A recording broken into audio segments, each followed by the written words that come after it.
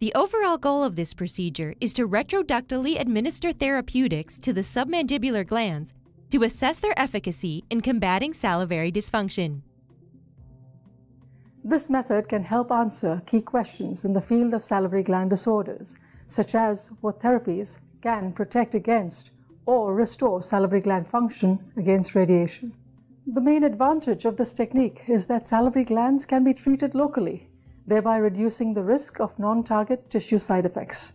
Generally, people new to this method will struggle because the duct openings are not visible and the cannula has to be manipulated blindly into the duct.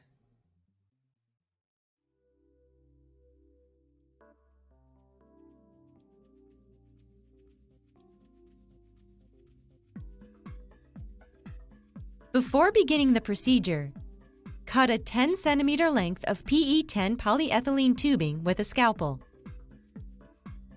Then grasp both ends of the tubing between the index finger and thumb of each hand and heat the middle section of the tubing above a gentle flame, carefully pulling both sides to stretch the softened tubing to double its length.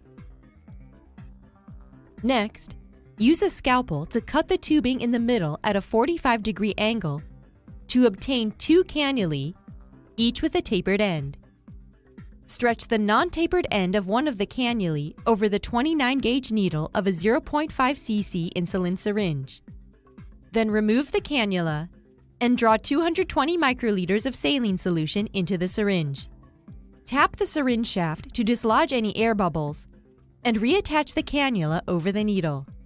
Depress the plunger to expel the air from the cannula and to ensure a free flow of solution through the tubing.